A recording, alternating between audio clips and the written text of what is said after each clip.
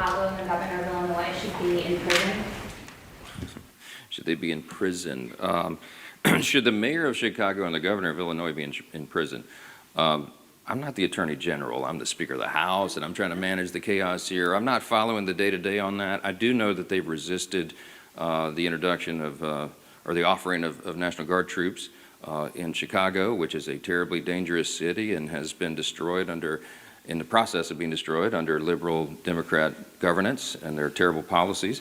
I would just cite for you in response Exhibit A, which is the District of Columbia. All of you were able to walk safely into the Capitol today, and you can park your cars blocks away and walk back to your cars, and you're not in fear of having your purse snatched or your car being jacked or being assaulted. And why is that? Because President Trump had enough of it. He's a strong leader in the Oval Office, and he used the resources that were available to him, the National Guard, to bring order to the chaos.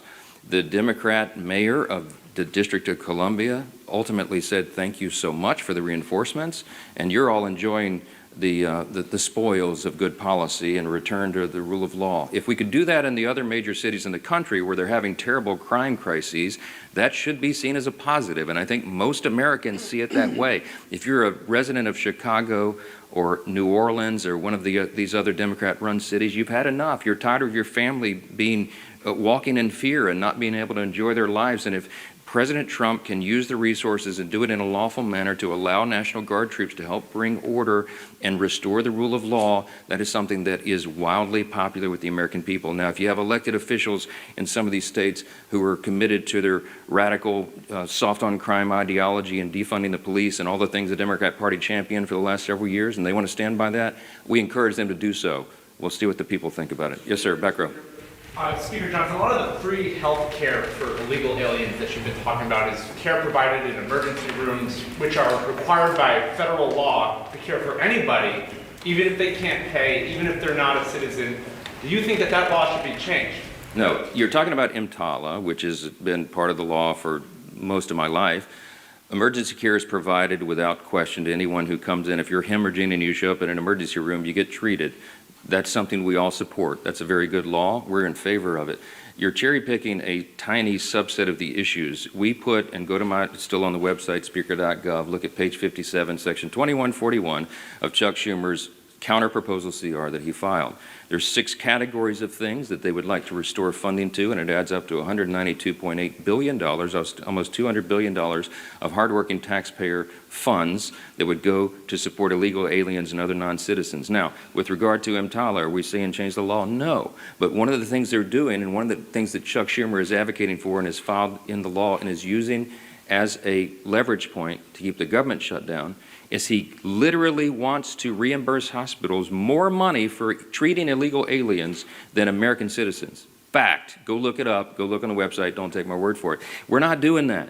If you're a young, pregnant American citizen woman who shows up in an ER and you get treated and they pay the hospital less for treating you than some illegal rabble-rouser who came in from some, South American country to do us harm, that is wrong.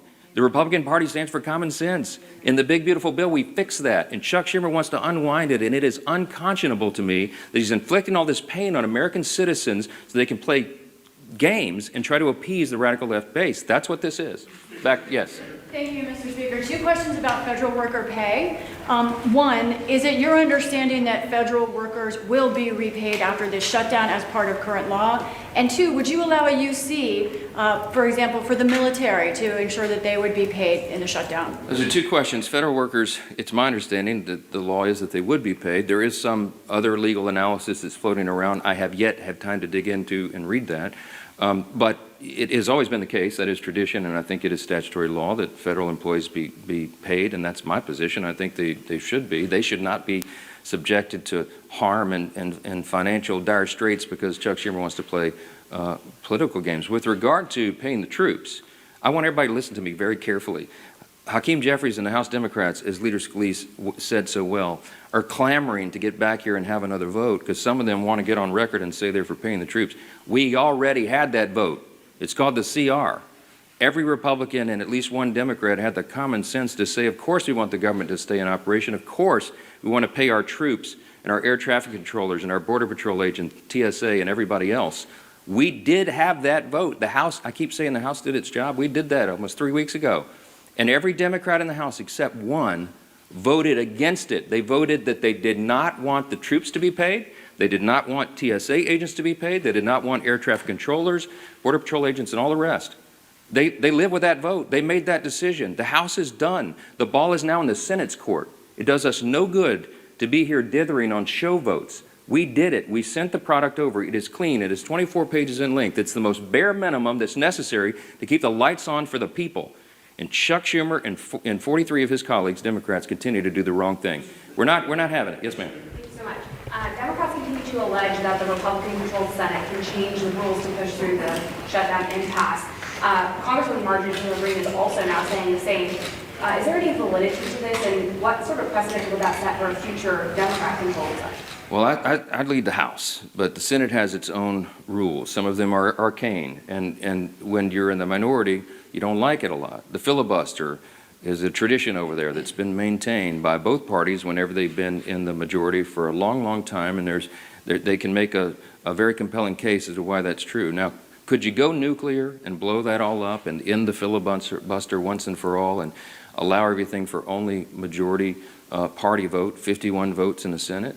I mean, is it possible? Yes. Is it wise? You can have a lot of people who would tell you it's not. I mean, on the Republican side, I would be deeply concerned if the Democrats had a bare majority in the Senate right now. A Marxist ideology taking over the Democrat Party, do I want them to have no safeguards and no stumbling blocks or hurdles at all in the way of turning us into a communist country? I don't think that's a great idea. That's me. So what's good for the goose is good for the gander, as they always say. And there are some safeguards in the process that were built in a long, long time ago to prevent one party just running roughshod. Now, there's a big contrast between what I just said and the issue that is before us today. We're not asking Chuck Schumer and the Democrats to do anything different than what they've always done. We've shown you the highlight reel. Chuck Schumer gave impassioned speeches as recently as 7 months ago in March of this year.